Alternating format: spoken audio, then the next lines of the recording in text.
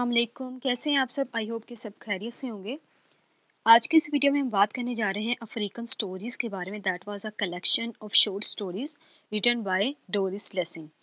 इस वीडियो में हम इस अफ्रीकन स्टोरीज़ बेसिकली जो एक कलेक्शन है 1964 में इसको पब्लिश करवाया गया बाय डोरिस लेसिंग।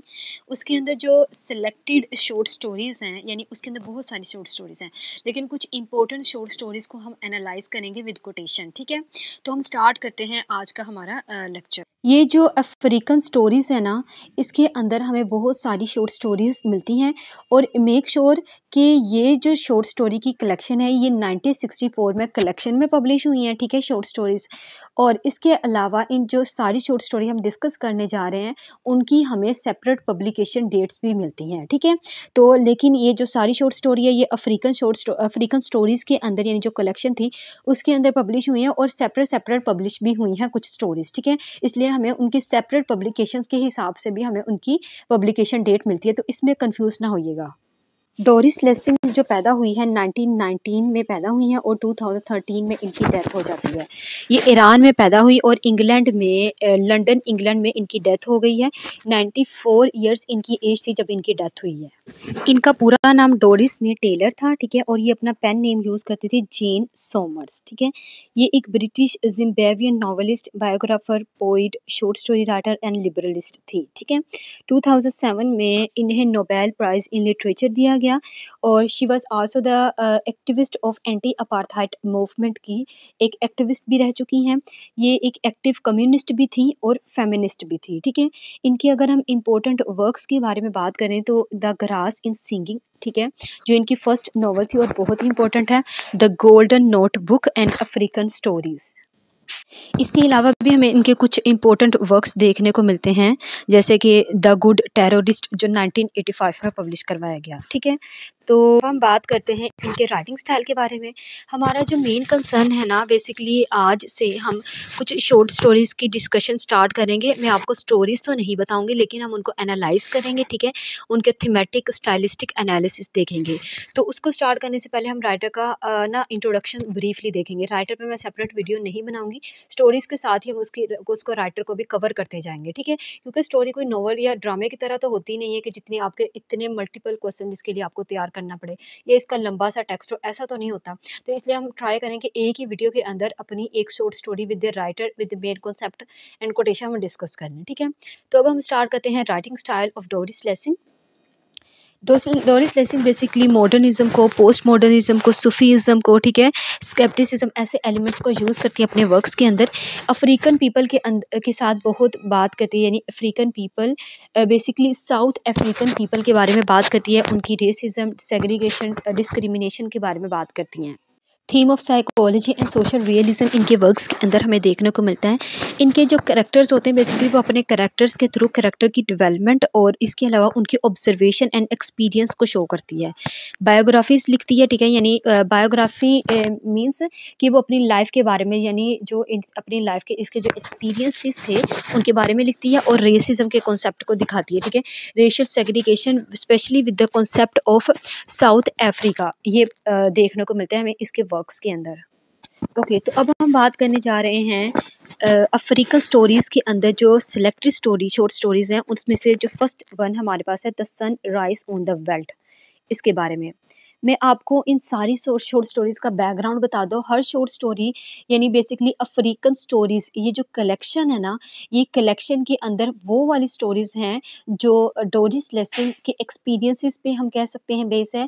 या डोरिस लेसिंग ने बेसिकली 25 ईयर्स स्पेंड किए थे इन साउथ अफ्रीका में, और साउथ अफ्रीका में इन्होंने जब 25 ईयर्स स्पेंड किए तो वहाँ पे इन्होंने जो जो देखा, यानी वहाँ पे बेसिकली सेग्रीगेशन थी, कलोनियलिज्म थी, रेसिज्म थी। ठीक है, राइट्स के बारे में, वॉर थी, वहाँ पे इनजस्टिस था, इनइक्वालिटी था। तो ये जो शॉर्ट स्टोरी है ये उन्हीं 25 ईयर्स की ऑब्जर्वेशन ऑफ डोरिस लेसिंग पे बेसिकली बेस करती हैं। ठीक है, हम हर शॉर्ट स्टोरी के अंदर देखेंगे कि हमें हर शॉर्ट स्टोरी के अंदर रेसिज्म का, आइडेंटिटी का, ठीक है, कल्चरल डिफरेंसेस का, एथनिसिटी का, ऐसे थीम्स हमें देखने को मिलेंगे। लेकिन उनका जो कॉन्टेक्स्ट है बेसिकली 25 ईयर जो मैंने आपको बताया वो उस पे बेस करता है, और उसके अंदर जैसे कि एंग्लो बोर वार हो गई, और रेसिज्म हो गया, सेग्रीगेशन हो गया, anti apartheid movement in South Africa हो गया। तो यानी अफ्रीका से रिलेटेड ही जो साउथ पीपल ने बेसिकली फेस किया था, उनके बैकग्राउंड को वो यहाँ पे रखती हैं, ठीक है। यानी ओवरऑल हम कह सकते हैं अफ्रीकन बैकग्राउंड है इस शॉर्ट स्टोरीज का। The sunrise on the weld का अगर हम टाइटल सिग्निफिकेंस देखें तो इसके अंदर एक बॉय दिखाया हुआ है, एक लिटिल बॉय है, 15 ईयर्स का एक बॉय है, ठीक है। सनराइज बेसिकली रेफर करती है अर्ली यानी अर्ली मॉर्निंग को, ठीक है। और ये जो अर्ली मॉर्निंग का टाइम था, ये ऐसा टाइम था जब जो बॉय का करेक्टर उसे रियलाइज होता है कि जो डेथ है ना, वो basically bitterness of the life या रियलिटी ऑफ लाइफ को इन द सनराइज वो फाइंड आउट करती है। तो बेसिकली हम कह सकते हैं कि इसको जो सनराइज है वो रेफर करता है boys realization on early morning about the life, और we can say that about the realities of life, ठीक है। That a person can not control everything, ठीक है। हर चीज़ इंसान के कंट्रोल में नहीं होती क्योंकि वो कंट्रोल करना चाहता है। नेक्स्ट हम देखते हैं ऑन द वेल्ड। बेसिकली जो वेल्ड है ना, वेल्ड एक uncultivated land in South Africa है, ठीक है। साउथ अफ्रीका के अंदर एक अनकल्टिवेटेड लैंड है जिसे जो है वेल्ड।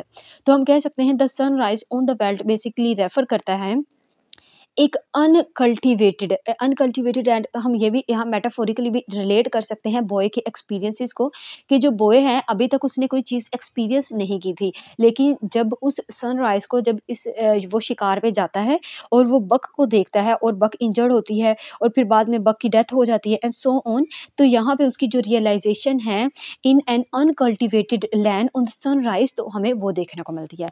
तो हम कह सकते हैं the sunrise on the weld ये जस्टिफाइड है। अब हम देखते हैं इसका स्टाइलिस्टिक एनालिसिस। बेसिकली जो स्टाइलिस्टिक एनालिसिस हम ज़्यादातर फॉर्म्स का करते हैं, जिसके अंदर हम देखते हैं उसके अंदर मीटर, राइम स्कीम, कौन सी रिदम वगैरह यूज़ किया गया है।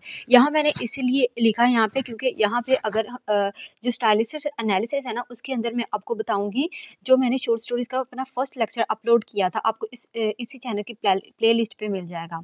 तो उसके अंदर मैंने आपको बताया था कि इसके अंदर हमें 6 एलिमेंट देखने को मिलते हैं हर शॉर्ट स्टोरी के अंदर। प्लॉट, करेक्टर, प्लॉट, कैरेक्टर्स हैं, कन्फ्लिक्ट है, राइटिंग स्टाइल है and point of view and so on, ठीक है।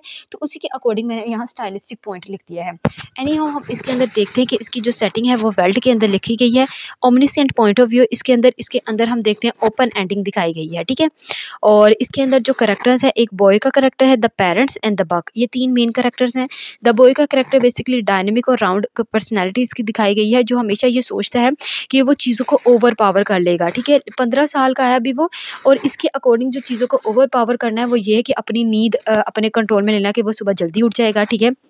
ठीक है, वॉक पे जाना, ठीक है, 100 यार्ड्स को दूर जाना, ठीक है, ये सारी चीज़ें उसके अकॉर्डिंग है ओवर पावर करना, ठीक है।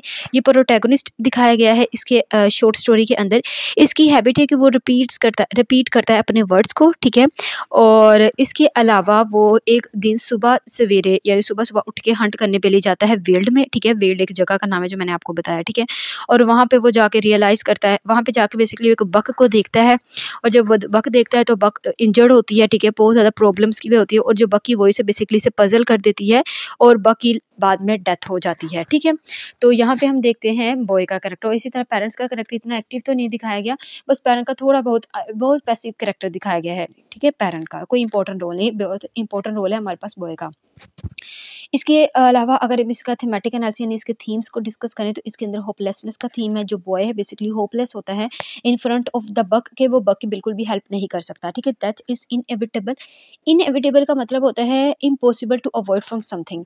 किसी चीज़ से जब अवॉइड करना मुश्किल हो जाता है ना, तो उसे हम कहते हैं इनएविटेबल। तो यहाँ death is inevitable through the character of duck दिखाई गई है, ठीक है।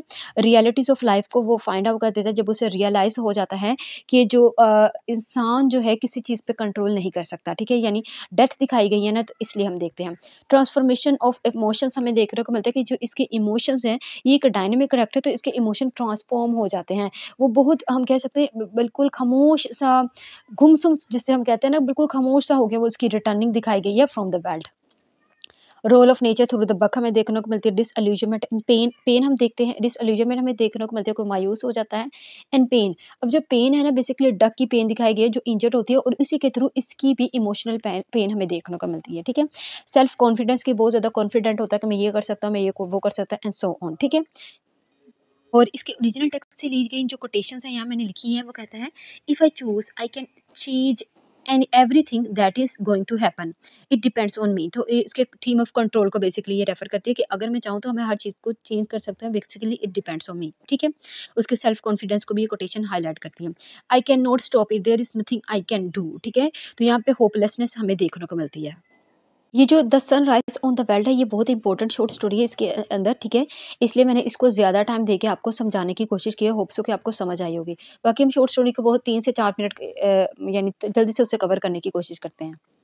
ये जो शॉर्ट स्टोरी फ्लाइट है इसके अंदर हम देखते हैं कि एक ग्रैंड सन और grand father and grand daughter की थोड़ी सी स्टोरी ये दिखाई हुई है। जो ग्रैंड फादर होता है ना बेसिकली वो अपनी ग्रैंड डॉटर जो इसकी सबसे छोटी ग्रैंड डॉटर होती है उनसे बहुत मोहब्बत करता होता है।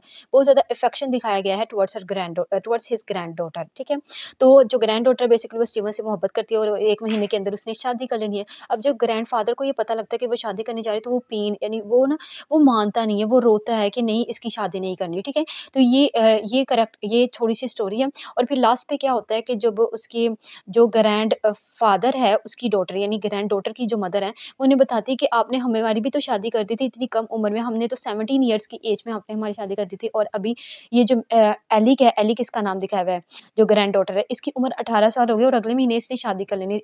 एनी हाउ वो उसे समझाती है और फिर एंड पे हम देखते हैं ये जो स्टीवन है वो ग्रैंड फादर के पास आता है और उसे एक बेसिकली पिजन देता है और जो पिजन है बेसिकली सिंबल है पीस का, तो वो पिजन देता है क्योंकि ये ग्रैंडफादर के पास पिजन होते हैं। तो यहाँ बेसिकली फ्लाइट ऑफ पिजन ही दिखाई गई है जो सिंबल को रेफर कर रही है। तो जब वो उसे पिजन देता है तो हम देखते हैं कि लास्ट में हैप्पी एंडिंग हो जाती है कि वो पिजन लेते हैं और फिर वो जो दादा अबू होते हैं इवन के उनके यानी ग्रैंडफादर वो मान जाते हैं, वो पिजन को उड़ा देते हैं यानी आज़ाद कर देते हैं। थीम ऑफ फ्रीडम ये हाईलाइट करता है, तो वो खुशी खुशी यानी हैप्पी एंडिंग हो जाती है। तो ये जो छोटी सी स्टोरी थी हमारे पास। ठीक है, इसकी जो सेटिंग रखी गई है वो railway cottage along village road पे रखी गई, third person point of view है। इसके अंदर हमें इनर एंड आउटर कन्फ्लिक्ट यानी ग्रैंड फादर उनकी इनर कन्फ्लिक्ट भी चलिए कि वो अपनी डॉटर को ग्रैंड डॉटर को अपने से अलग नहीं करना चाहता। ठीक है, और आउटर कन्फ्लिक्ट भी है कि वो नहीं चाहता कि ना अपनी ग्रैंड डॉटर को अपने से अलग करे, इसलिए वो अपनी डॉटर से भी कहता है, ग्रैंड डॉटर से भी कहता है, उसे फुलिश भी कहता है एंड सो ऑन। ठीक है, और यहाँ पे मैंने एक कोटेशन लिखी है उसकी मदर कहती है Alec leave Alec alone, she is happy, she will marry next month, there is no reason to fret. तो ये अपने अपने बेसिकली वो फादर को कह रही होती है जो ग्रैंड डॉटर एलिक की मदर। ठीक है, अगर हम यहाँ पे थीम देखें तो यहाँ पे फियर ऑफ सेपरेशन जो ग्रैंड फादर के थ्रू देखने को मिलता है। एंगर दिखाया गया है क्योंकि जब जो एंगर एंड फ्रस्ट्रेशन हमें through the character of Alec देखने को मिलता है। ये जो ग्रैंड डॉटर होती है वो फ्रस्ट्रेट हो जाती है अपनी दादा की बातें से, इवन की जो लास्ट कोटेशन है इसी बेस करती है। लव दिखाई गई है, love between Steven and Alec दिखाया गया है। इसके अंदर फ्रीडम दिखाया गया है, अटैचमेंट है of between the grand father and grand daughter. ठीक है, इमोशनल पेन हमें देखने को मिलती है कि वो रोता है एक सेपरेट जगह पे जाके ना, जो इसका जो ग्रैंड फादर होता है बेसिकली वो रोता है, चीखता है एंड सो ऑन। ठीक है, अब हम बात करते हैं लिटिल टैम्बी की जो बहुत इंपॉर्टेंट शॉर्ट स्टोरी है। द लिटिल टैम्बी बेसिकली बहुत इंपॉर्टेंट शॉर्ट स्टोरी है जो एक टैम्बी यानी एक कैरेक्टर का नाम है। लिटिल टैम्बी जो एक छोटा सा बच्चा होता है उसके इर्द गिर्द घूमती है। अगर हम इसकी स्टोरी को देखें तो ये जो स्टोरी है ना जो 3 कैरेक्टर यहाँ मेन है, एक है जैन मैकलिस्टर, दूसरा विली मैकलिस्टर और तीसरा टैम्बी। जैन मैकलिस्टर और विली मैकलिस्टर ये हस्बैंड वाइफ होते हैं और टैम्बी एक अफ्रीकन पर्सन होता है यानी सॉरी अफ्रीकन ब्लैक बॉय होता है जिसके पेरेंट्स की डेथ हो चुकी होती है। ठीक है, इसकी मदर की डेथ हो जाती है और इसके जो फादर है वो उसे पुलिस पकड़ के ले जाती है, पर बाद में वो भी मर जाते हैं। ठीक है, ये लिटिल टैम्बी की स्टोरी दिखाई गई है जिसकी हम देखते हैं यहाँ पे इसकी ग्रोथ होती है। ठीक है, और ये जो जेन मैकलिस्टर बेसिकली एक नर्स होती है। ठीक है, और ये लिटिल टैम्बी को रेज़ करती है। ठीक है, यानी लिटिल टैम्बी को पालती है, उसे बड़ा करती है, उसके साथ बहुत ज़्यादा अफेक्शन शो दिखाई गई है जेन मैकलिस्टर की विद लिटिल टैम्बी। ठीक है, और इससे ये इसका नाम रखती है लिटिल टैम्बी यानी इसका नाम रखती है वो लिटिल टैम्बी और इसे लिटिल ब्लैक बॉय ये एमसीक्यू आ सकता है लिटिल ब्लैक बॉय के नाम से पुकारती है। ठीक है, अब हम देखते हैं कि जब उसे मोहब्बत करती है तो इसकी परवरिश करना शुरू कर देती है लिटिल टैम्बी की, और लिटिल टैम्बी फिर आहिस्ता आहिस्ता बड़ा होता है और ये जो जेन है इसकी जो अफेक्शन है, बहुत ज़्यादा अट्रैक्शन हम कह सकते हैं, बहुत ज़्यादा मोहब्बत करने उसे लग जाती है। और फिर इसके 2 अपने भी बेबी होते हैं, ठीक है। इसका पहले एक बेटा होता है, फिर दोबारा ये दूसरे नंबर पे टैम्बी आता है, फिर लास्ट में 3rd नंबर पे भी एक बेबी होता है। एनीहाउ हम देखते हैं कि इसके थ्रू एंड थ्रू इसकी वो स्टोरी चलती है और फिर जो टैम्बी उसके रियलाइजेशन होती है कि वो क्या है। और फिर टैम्बी इसके जेन के बड़े बेटे के साथ काम भी करना शुरू कर देता है, यानी किसी कंपनी में काम दिखाया हुआ है ना, जो कि काम करना शुरू कर देता है। फिर मनी के बारे में दिखाया गया कि मनी किस तरीके से वो पैसे कमाते हैं, ये कितने भी होते हैं। एंड लास्ट पे अल्टीमेटली हम ये देखते हैं कि जो टैम्बी है, थोड़ा सा केस होता है चोरी का, ठीक है, स्टीलिंग का। तो स्टीली लास्ट पे इस तरह दिखाई गई, इसकी जो ओपन एंडिंग है, ठीक है। और पुलिस आती है, जो विली मैकलिस्टर है वो टैम्बी से कहता है कि तुम बता दो कि तुमने की है कि नहीं, एंड सो ऑन। तो एनी हम देखते हैं कि वो कहता है कि फिर पुलिस आएगा, और पुलिस आती है। और ये जो दिखाया गया है टैम्बी की कन्वर्सेशन के थ्रू कि वो एडमिट कर लेता है, ठीक है। यहाँ पे मैंने एक कोटेशन भी लिखी है, Tambu noted about everything, he admitted everything. तो वो एडमिट कर देता है और फिर जो पुलिस पकड़ के उसे ले जाती है, ठीक है। यहाँ पे दिखाई गई कोई लास्ट में रेजोल्यूशन नहीं दिया गया। और हम देखते हैं कि जो जेन है इसके पीछे बेड पे लेटी है और बहुत ज़्यादा रो रही होती है लिटिल टैम्बी के लिए, ठीक है। इसका जो बैकग्राउंड है एंटी अपार्थाइड मूवमेंट हमें देखने को मिलती है, ठीक है। थीमेटिक एनालिसिस अगर हम इसका देखें तो इसके अंदर हमें theme of identity through the character of Tambu देखने को मिलता है। स्टारवेशन हमें देखने को मिलती है कि जो टैम्बी की जो मदर थी, at some extent it is sad that कि वो स्टारवेशन से भूख वगैरह से मर गई थी, ठीक है। होप देखने को मिलती है हमें किसके थ्रू, जेन के कैरेक्टर के थ्रू। ये जो जेन है बेसिकली होपफुल होती है अबाउट हर चिल्ड्रन, ठीक है। फिर हम देखते हैं एलियनेशन, लिटिल टैम्बी की एलियनेशन हो जाती है, देखने को मिलती है। कल्चरल डिफरेंसेस कि वो एक अफ्रीकन पर्सन होता है, और इसके अलावा यहाँ अफ्रीकन साउथ की सेटिंग दिखाई गई है जहाँ हमें मल्टीपल कल्चर देखने को मिलते हैं। रेसिज्म का कॉन्सेप्ट भी हमें यहाँ देखने को मिलता है through the character of little Tambu, क्योंकि वो एक ब्लैक पर्सन होता है, ठीक है।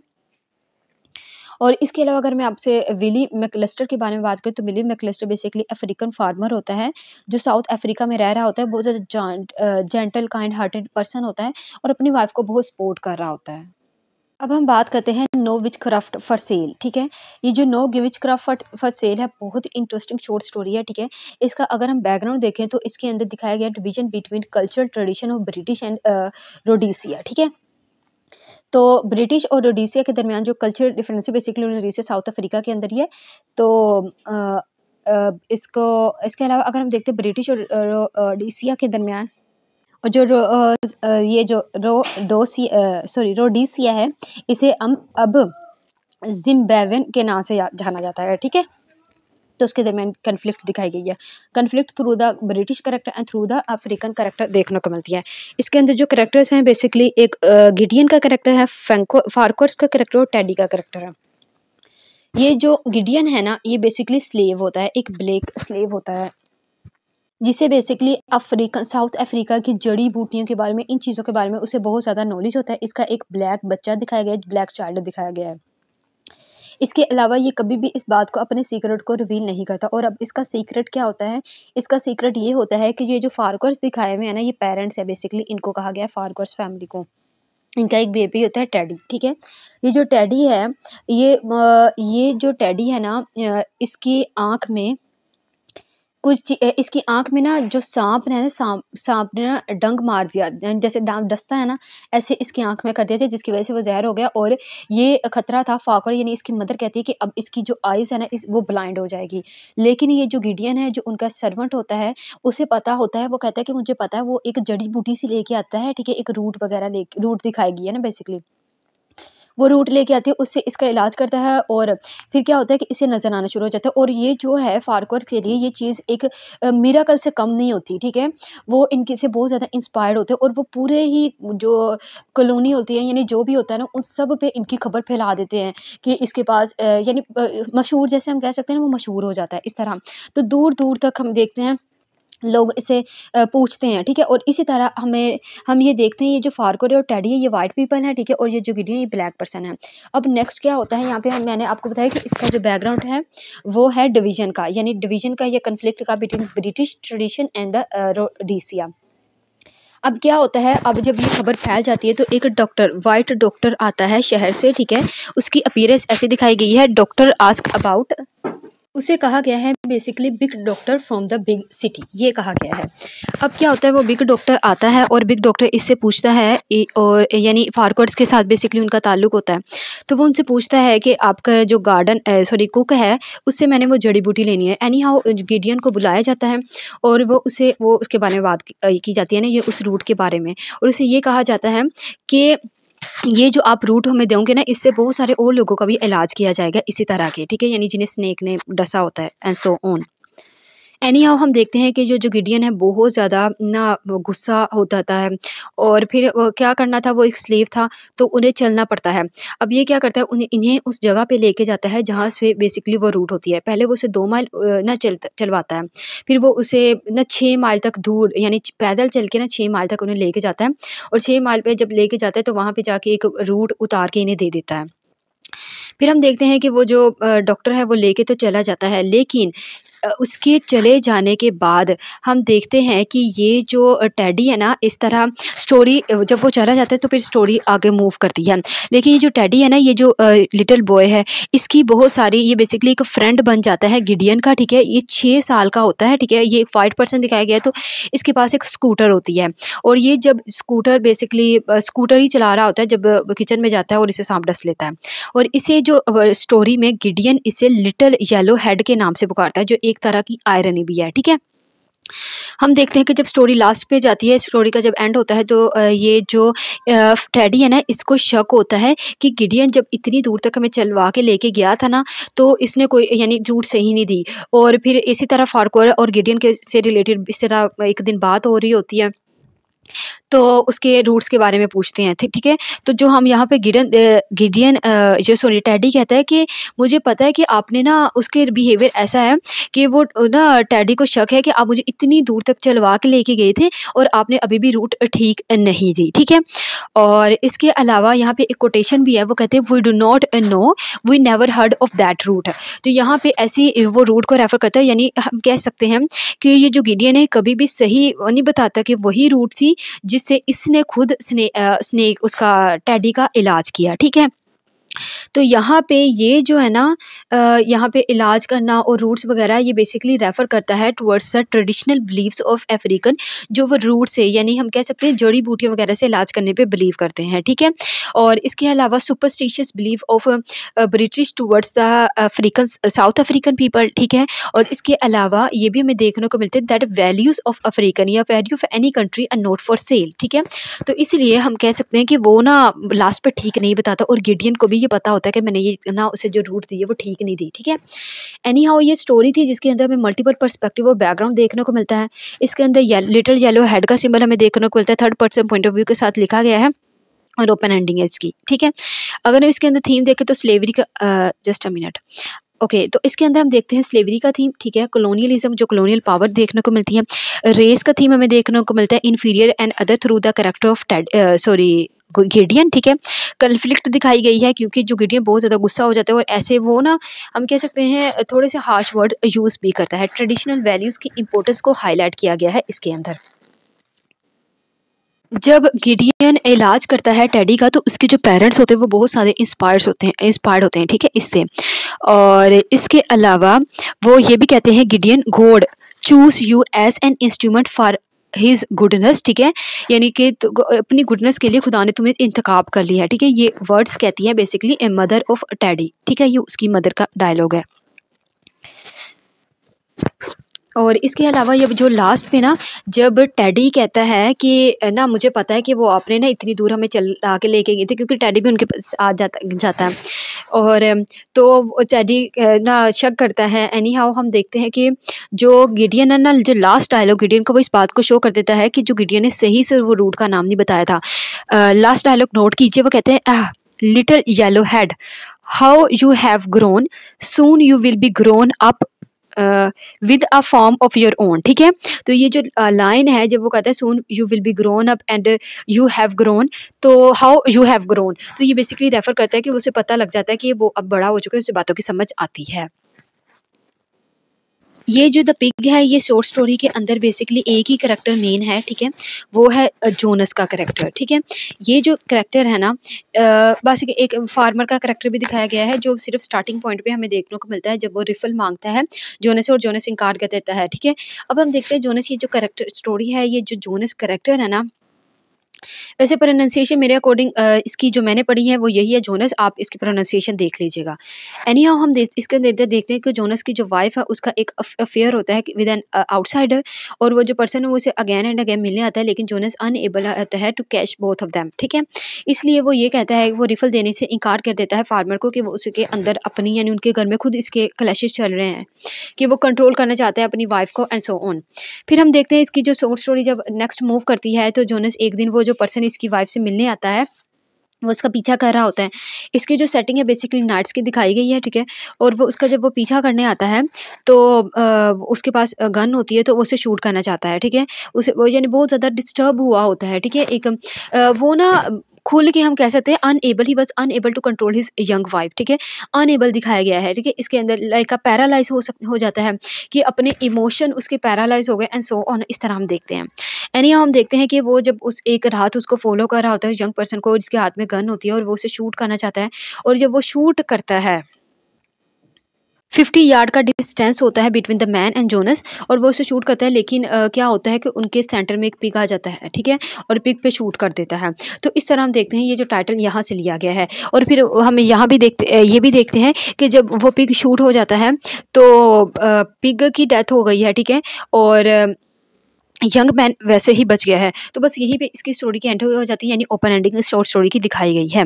अगर हम इसके अंदर देखें तो इसके अंदर थीम ऑफ कंट्रोल है, इलेजिटिमेट रिलेशन, ठीक है, ठीक है, सेक्सुअल रिलेशन या सेक्सुअलिटी या डिस्टर्बेंस हमें देखने को मिलती है, इनफिडेलिटी, डिसअपॉइंटमेंट एंड सस्पिशियस हमें देखने को मिलते हैं, theme of suspicious through the character of Jonas. तो ये इतनी सी शॉर्ट स्टोरी है, इतनी ज़्यादा लंबी नहीं है, ठीक है, छोटी सी शॉर्ट स्टोरी है जिसके अंदर हम देखते हैं पिग बेसिकली एक इंटरसेक्शनल रिलेशन का यानी हम कह सकते हैं इन बिटवीन का सिंबल दिखाया गया है, जो आता है और उसकी डेथ हो जाती है और वो जो बच जाता है, ठीक है। डिस्टेंस हमें देखने को मिलता है, ये जो डिस्टेंस दिखाया गया है बिटवीन द वाइफ, डिस्टेंस हम देखते हैं, एक तो फिजिकल डिस्टेंस है ना कि 50 यार्ड का डिस्टेंस होता है between the man and the Jonas. दूसरे नंबर पे हस्बैंड एंड वाइफ का डिस्टेंस भी दिखाया गया, उनके रिलेशन में डिस्टर्बेंस दिखाई गई है। नेक्स्ट जो शॉर्ट स्टोरी हम डिस्कस करने जा रहे हैं वो है ओल्ड शीफ मशलंगा, ठीक है। ओके, तो ये जो ओल्ड शिव मशलंगा है 1983 में भी इसकी पब्लिकेशन हमें देखने को मिलती है। इसकी जो सेटिंग है साउदर्न रोडीसिया के अंदर इसकी सेटिंग रखी गई है। इसके अंदर हम देखते हैं एक कन्फ्लिक्ट भी हम देखते हैं, और इसके अलावा सेपरेशन भी between the white and the black ये दिखाई गई है। बेसिकली मैंने आपको बताया था 25 ईयर्स डोरिस लेसिंग ने स्पेंड किए थे इन साउथ अफ्रीका, तो वहाँ पे जो लोगों की कंडीशन थी किस तरीके से ब्लैक को एक सेपरेट कम्युनिटी, एक सेपरेट लाइन में, एक सेपरेट विलेज में, और वाइट को एक सेपरेट जगह दी गई थी, वहाँ पे उन्हें रखा गया था। तो ये उसी कॉन्टेक्स्ट में लिखी गई शॉर्ट स्टोरी है। First person point of view हमें देखने को मिलता है, ठीक है। इसका background African colonialism when south Africa faced prejudice है, यानी जो साउथ अफ्रीका के जो ब्लैक पीपल उन्हें प्रेजुडिस फेस करना पड़ रहा था, तो हम वो देखते हैं इसकी सेटिंग। इसके अंदर जो मेन कैरेक्टर है बेसिकली कोसिकस का कैरेक्टर है, ठीक है।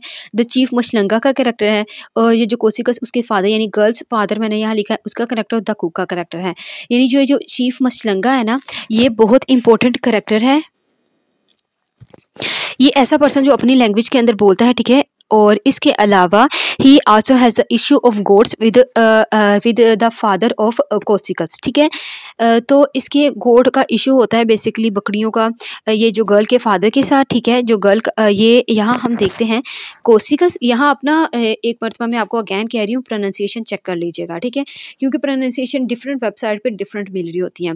एनी हाउ आप हम देखते हैं ये जो कोसिकस है और गर्ल का फादर यानी ये जो दोनों है ना, ये वाइट पीपल दिखाए गए हैं, ठीक है। और इसके अलावा ये जो ओल्ड शीफ है और दूसरा कुक है, ये दोनों फादर एंड सन होते हैं, ये ब्लैक कम्युनिटी से बिलोंग करते हैं, ठीक है। और ये जो कुक है यानी ये जो सन है इसका, ये कुक होता है ये जो गर्ल दिखाई गई है कोसिकस, ठीक है, उसके हाउस में ये बेसिकली कुक होता है। एनी हाउ हम देखते हैं ये जो स्टोरी है रिवॉल्व करती है about the girl's own experiences, और we can say that the girl's own observation about a community, ठीक है, about the behaviour that the black people are facing, ठीक है, in the community of white people. तो हम देखते हैं कि ये जो कोसिकस है यहाँ पे दिखाया गया है कि जो वाइट पीपल है ना, उनके बच्चों के पास उनके बच्चों के पास डॉग होते हैं और वो शिकार के लिए जाते हैं। जब वो शिकार में जाते हैं और अगर रास्ते में कोई ब्लैक पर्सन उनके सामने आ जाए तो ब्लैक पर्सन की इतनी जरूरत नहीं होती, वो इनके सामने चल पाते, वो काफ़ी दूर से ही इनके साथ साइड पे हो जाता है कि ब्लैक वाइट पीपल आ रहे हैं। यानी किस तरीके से हमें रेसिज्म यहाँ क्रिएट किया गया है, हमें ये देखने को मिलता है। और यहाँ कॉलोनियलिज्म का भी पीरियड है। एनी हाउ हम देखते हैं कि एक दिन ये जो गर्ल है ये जाती है शिकार पे, और वो देखती है कि रास्ते में 3 यानी 100 माइल्स तकरीबन कुछ इसी तरह रास्ता दिखाया हुआ है। उसके फासले पे आ रहे होते हैं 3 पर्सन, एक ओल्ड शख्स होता है और 2 यंग होते हैं और वो ब्लैक होते हैं। और वो ये देखती है कि 10 तकरीबन थोड़ा सा फासला रह गया इसके दरमियान, और ये जो तीनों पर्सन ये साइड पे नहीं हुए। एनी हाउ ये जो गर्ल का करैक्टर ऐसा दिखाया गया है कि ये जो गर्ल है ना बेसिकली ये सपोर्ट करती है, सपोर्ट हम कह सकते हैं, या इनका इसका जो सलूक है ना like other people of white community की तरह नहीं है। वो जो ब्लैक पीपल के साथ बात भी कर लेती है, ठीक है, उनके साथ ग्रीटिंग भी कर लेती है, ठीक है, और यानी इसका बिहेवियर ब्लैक पीपल के साथ ठीक दिखाया गया है as compare to her wife her mother. इसकी जो मदर है बेसिकली वो रेसिज्म क्रिएट करती है, और इसकी मदर इसकी अपनी डॉटर से भी कहती है कि तुमने ब्लैक पीपल से बात नहीं करनी। एनी हम देखते हैं कि जब वो वहाँ पे जा रही होती है तो वो ये जो करीब जाती है तो वो एक ओल्ड पर्सन से मिलती है। ये जो ओल्ड शीफ ही होता है बेसिकली वो पर्सन ना, वो इनसे मिलती है और इनसे थोड़े से बिहेवियर से इंस्पायर होती है, और यानी फिर उसके बाद वो घर आ जाती है। फिर ये आहिस्ता आहिस्ता ये देखती है कि ये जहाँ पे जो वाइट चिल्ड्रन है वो बगैर किसी वजह के ब्लैक चिल्ड्रन को तंग कर रहे होते हैं, उनके पीछे जो डॉग छोड़ देते हैं, सो ऑन। ये सारे क्वेश्चन उसके माइंड में घूम रहे होते हैं। और फिर एक दिन क्या होता है, वो ओल्ड शीफ का बेसिकली इनका एक गाँव होता है और वो वहाँ पे चली जाती है, ठीक है, यानी अपने इनका जो गाँव होता है 100 माइल्स लैंड दिखाई गई है वो वानी, जिसका ये जो मिशलंगा चीफ होता है। एनी हाउ हम देखते हैं कि वो उस गांव में डरती डरती जाती है कि ब्लैक कम्युनिटी मेरे साथ कैसा सलूक होगा, और वो बेसिकली ये ओल्ड चीफ से ही मिलना चाहती है। वो एक चाइल्ड से भी ग्रुप ऑफ चिल्ड्रन होता है उनसे भी पूछती है, और एक वाइट ब्लैक वुमन से भी कुछ ग्रुप ऑफ वुमन भी होता है, इन दोनों से वो पूछती है कि ओल्ड चीफ के बारे में, लेकिन कोई इसे सही से जवाब नहीं देता, यानी वो उन्हें पता शायद नहीं होता, यानी कहने का मकसद ये है कि वो उन्हें जवाब नहीं देते, यानी उन्हें ये पता नहीं होता। फिर हम देखते हैं कि वो फाइनली ओल्ड मशरंगा से मिल जाती है। जब वो इसे मिलती है तो इसका वो उसे कुछ कहता तो नहीं है, ठीक है, ऐसा कुछ नहीं कहता, कोई बात वगैरह नहीं कहता, लेकिन जब वो जाता है तो इसके साथ यानी अच्छी मीटिंग इसकी ओल्ड चीफ के साथ होती है। और जब ये जा रही होती है यानी उनके गाँव से वापस जा रही होती है, थोड़ा सेटिस्फाइड होते हैं, थोड़ी इम्पटी दिखाई हुई है, लेकिन इम्पटी बट सेटिस्फाइड, ठीक है, ये देखने को मिलता है। फिर हम ये देखते हैं कि इसे फिर बाद में पता लगता है कि हमारे जो घर कुक काम कर रहा है ये ओल्ड चीफ का ही बेटा है, और जब ये पता लगता है तो वो उसके साथ अच्छा सलूक करता है, उसकी बात वगैरह सुनती है, लेकिन इसकी मदर कहती है कि तुमने इसके साथ अच्छा सलूक नहीं करना क्योंकि ये ब्लैक है एंड सो ऑन। इसके अलावा इसकी मदर उससे हेट भी करती है। फिर एक दिन क्या होता है, यहाँ तक स्टोरी दिखाई हुई है। अब एक दिन क्या होता है, ये जो ओल्ड चीफ है ना इसके गाँव की बकरियाँ जो होती हैं, गोट, वो आ जाती हैं, यानी वो भाग के या किस तरह भी ये जो इसकी गर्ल का फादर दिखाया हुआ है ना उसके लैंड में आ जाती है और इसे ख़राब कर देती है। और ये जो फादर है ये उस बकरियों को अपने पास रख लेता है। फिर जो ओल्ड चीफ इसके पास आता है और ये जो फादर वो कहता है कि मुझे आप मुआवजा दो, यानी मैं आपकी बकरियाँ रखूँगा उसके बदले में कि मेरी लैंड ख़राब हुई है। एनी हाउ जो ओल्ड चीफ है वो कहता है कि मेरी अपनी कंट्री, वो कहते हैं these are my own people, ठीक है, ये मेरे ही पीपल है, this is my own country. तो ये कह के चला जाता है और ये फिर ये डिसाइड करते हैं, यानी जो गर्ल का फादर है वो डिसाइड करते हैं कि वो नेक्स्ट ये जो कमिश्नर वगैरह ये जो भी होते हैं नेक्स्ट ऑफिसर, वो इससे इनकी कंप्लेन करेंगे पुलिस ऑफिसर के कमिश्नर को। फिर हम देखते हैं कि कुछ टाइम गुजार दिया गया, फिर फिर हम देखते हैं कि ये जो गर्ल है फिर दोबारा ही यानी कुछ वक्त गुजर जाता है, ठीक है, फिर ये जो गर्ल है वो दोबारा ही जाती है इनके गाँव में, लेकिन वो देखती है पहले इनका गाँव जो था, अब इनका गाँव जहाँ पे था ना वहाँ से दूर यानी उनकी कम्युनिटी को बिल्कुल ही सेपरेट कर दिया गया है, ठीक है, तो इनका जो गाँव है वो बहुत दूर हो जाता है। तो फिर यहाँ पे इसकी स्टोरी की एंडिंग हो जाती है। इसके अंदर हम जो थीम देखते हैं, कॉलोनियलिज्म दिखाया गया है, रेसिज्म को क्रिएट किया गया है, सेग्रीगेशन है, क्रूएलिटी है, slavery, hatred, realisation, inferiority, speak other, ये सारे ही कॉन्सेप्ट्स हमें इस शॉर्ट स्टोरी के थ्रू देखने को मिलते हैं, ठीक है, यानी वो ही पोस्ट कॉलोनियल पर्सपेक्टिव वाले या हम कह सकते हैं जो साउथ अफ्रीकन के पीपल ने फेस किया था वो सारे थीम हमें यहाँ देखने को मिलते हैं। इसके अलावा इसका जो फादर होता है वो वेस्टर्न सुप्रीमेसी का सिंबल दिखाया गया है, ठीक है, उसे मास्टर जॉर्डन, एमसीक्यूज आ सकता है, इसे मास्टर जॉर्डन के नाम से पुकारा गया है इस शॉर्ट स्टोरी के अंदर। और एक बहुत इंपॉर्टेंट पॉइंट, ये जो कुक होता है बेसिकली एक ट्रांसलेटर के तौर पे भी काम करता है between old Shimshalanga and the father of the girl. क्योंकि जब वो अपनी नेटिव लैंग्वेज के अंदर वो बात कर रहा होता है, जब ओल्ड चीफ आता है तो फिर वो क्या करता है, उसे जो इसका गर्ल का फादर होता है उसे समझ, जिसे जॉर्डन कहा गया है, इसे समझ नहीं आ रही होती। तो जब इसे समझ नहीं आ रही होती तो फिर वो क्या करता है, वो उसे ट्रांसलेट करवाता है कुक से, ठीक है। लेकिन कुक की ट्रांसलेशन भी इतनी अच्छी नहीं दिखाई गई। ओके, तो ये था हमारे पास ओल्ड श्रीलंका के बारे में, ठीक है। मैं आपसे अगेन कह रही हूँ, ये जो प्रोनाउंसिएशन है आप एक मरतबा चेक कर लीजिएगा, ठीक है। अब हम बात करते हैं इसकी नेक्स्ट शॉर्ट स्टोरी के बारे में। ये तकरीबन फाइनल शॉर्ट स्टोरी है हमारी, हम जल्दी से इसे करते हैं। द सेकंड हर्ट, ठीक है, 1950 में इसे लंदन में भी पब्लिश करवाया गया है। इसके अंदर हम देखते हैं 1931 के अंदर इन साउथ रोडीसिया के अंदर इसकी सेटिंग रखी गई है, third person point of view है। और इसके अंदर जो बैकग्राउंड है वो बेसिकली फर्स्ट एंग्लो बोर वार का बैकग्राउंड रखा गया है। अब ये जो बैकग्राउंड है इसको समझ लीजिएगा, ये बहुत इंपॉर्टेंट है, ठीक है। ये जो बोर लिखा गया है ना, इसका बेसिकली अगर हम देखें ना, इसका मतलब है member of Dutch population settled in South Africa in 17th century. यानी डच पॉपुलेशन के जो मेंबर साउथ अफ्रीका में सेटल हो गए थे इन 17th सेंचुरी, उन्हें हम कहते हैं बोर।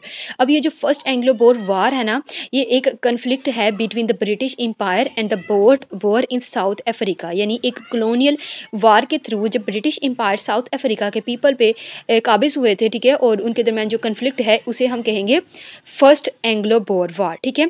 अब ये जो बोर के पीपल को कहा भी गया है अफ्रीकनर, ठीक है। अफ्रीकनर का टर्म आपने याद रखनी है, ठीक है।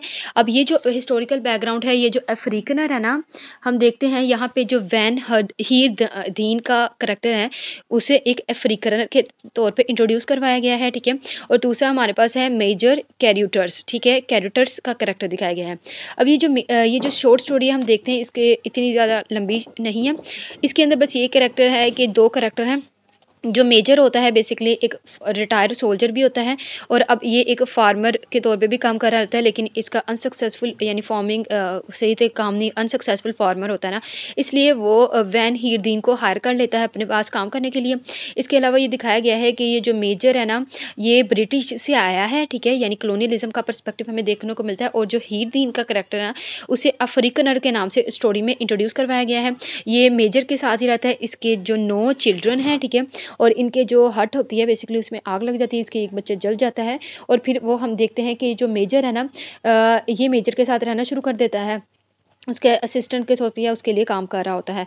अब जो मेजर है उसके 2 बच्चे दिखाए गए हैं, उसकी जो वाइफ है वो बीमार होती है, और ये दिखाया गया है her wife was ill because of their situation of in South Africa. उनकी सिचुएशन इन साउथ अफ्रीका में की वजह से यानी ब्लेम किया गया है ना, अगर हम इन अ सिंपल वर्ड में आपको बताऊं तो। यानी हम देखते हैं अब ये जो मेजर है फिर वो सेकंड हर्ट कमीट करने के लिए कहता है बेंदी से। तो इतनी सी स्टोरी है जो सेकंड हर्ट हमें देखने को मिलती है कि वो तामीर करते हैं।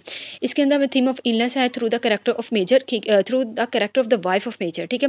कलोनियलिज्म का थीम हमें देखने को मिलता है, डिस्प्लेसमेंट हमें देखने को मिलता है through the character of Hirdeen, employment है एंड पेन। यानी ये कुछ थीम है जो हमें इसकी शॉर्ट स्टोरी के अंदर देखने को मिलते हैं। इन अ नटशेल मैं आपको बताऊँ, द एंथीप बेसिकली ये शॉर्ट स्टोरी है। इस शॉर्ट स्टोरी में क्या होता है कि ये एंथीप बेसिकली एक जगह को कहा गया है जहाँ 2 main character Tommy and Dick ये दोनों आपस में मिलते हैं। इन दोनों कैरेक्टर के थ्रू भी देखने को मिलता है कि जो टॉमी है बेसिकली उसकी रियलाइजेशन या हम कह सकते हैं उसकी discovery, exploration and so on, ये सब कुछ through the character of Dick देखने को मिलती है। और लेटर ऑन क्या लास्ट पे क्या होता है, ये जो दोनों कैरेक्टर टॉमी एंड डिक ये दोनों फ्रेंड बन जाते हैं, यानी ठीक है। तो इसके थ्रू फ्रीडम थीम और फ्रेंडशिप और जस्टिस यानी इन अ नटशेल अगर हम इसको डिफाइन करें तो ये बताया गया है। ओके, तो that's all for today's video lecture. आज की इस वीडियो लेक्चर में I have tried my level best कि आपको अफ्रीकन शॉर्ट स्टोरी यानी जो अफ्रीकन स्टोरीज़ है, कलेक्शन ऑफ शॉर्ट स्टोरीज़ हैं बाय डोरिस लेसिंग, उसके अंदर जो इंपॉर्टेंट सिलेक्टेड शॉर्ट स्टोरीज़ हैं उसका थोड़ा बहुत तो समझ आया ही होगा, ठीक है। उसको मैंने अच्छे से समझाने की कोशिश की है। इन अ वेरी नटशेल मैंने हर एक शॉर्ट स्टोरी का पर्सपेक्टिव बता दिया है। मेरी इसको इन सारी शॉर्ट स्टोरी का डिफाइन करने का बस एक ही पर्पज़ था। एक तो ये कि जब हम अफ्रीकन स्टोरीज़ को डिस्कस करते हैं यानी अफ्रीकन स्टोरीज़ को पढ़ते हैं तो हमारे पास नेट पे ऐसा इसका मटेरियल नहीं मिलता, खास तौर पे जब यूट्यूब को हम पढ़ते हैं, सॉरी जब हम यूट्यूब को देखते हैं तो इससे रिलेटेड कोई ऐसा वीडियो नहीं बनाई गई। तो देन आई थॉट कि इस पे कुछ एक इन अ नट शैल है यानी एक ही वीडियो में सबको कवर कर दिया जाए। लेकिन इसके अंदर आप याद रखिएगा ये जो first short story the sunrise on the world, ये बहुत इंपॉर्टेंट है, इसको अच्छे से पढ़ लीजिएगा। इसलिए इसमें मैंने तकरीबन फर्स्ट 9 मिनट्स मैंने इसी पे लगाए हैं, तो इसको अच्छे से पढ़ लीजिएगा। बाकी जो शॉर्ट स्टोरी अगर आपको चाहिए हुई तो आप उसे देख लेना, नहीं तो मैं चैप्टर्स बना दूँ कि उसे स्किप करके चैप्टर्स के अकॉर्डिंग आप उस शॉर्ट स्टोरी को देख सकते हैं। तो आज की इस वीडियो में बस इतना ही। आज की इस वीडियो में हमने डोरिस लेसिंग को कंप्लीट किया है, ठीक है। बहुत अच्छे से उसे समझने की कोशिश की with quotation, with multiple perspective, ठीक है, और विद बैकग्राउंड, हिस्टोरिकल बैकग्राउंड भी। तो आई होप सो कि आपको अच्छे से समझ आई होगी। नेक्स्ट वीडियो में इंशाल्लाह हम कोई नेक्स्ट शॉर्ट स्टोरी को डिस्कस करेंगे। तो आज से हम इंशाल्लाह, पहले हमने स्टार्ट किए हुए थे प्ले, तो साथ साथ ही मैं डिस्कस करते जा रही हूँ। जो इंपॉर्टेंट टॉपिक लगता है वो मैं आपके साथ विद कोटेशन डिस्कस कर लेती हूँ। तो एनी हाउ आज की इस वीडियो में बस इतना ही। अपना बहुत सारा ख्याल रखिएगा, दुआ में याद रखिएगा। मेरे चैनल को लाइक, सब्सक्राइब और शेयर करना नहीं भूलिएगा। अगर मेरे चैनल में फर्स्ट टाइम है तो इसे शेयर कर दीजिएगा और लाइक कर दीजिएगा। बहुत सारे प्रीवियसली मैं बहुत सारे video lecture according to the semester system of BS English मैं अपलोड कर चुकी हूँ। तो अपना बहुत सारा ख्याल रखिएगा। मुझे फ़लस्तीन के पीपल को स्पेशली अपनी दुआ में याद रखिएगा।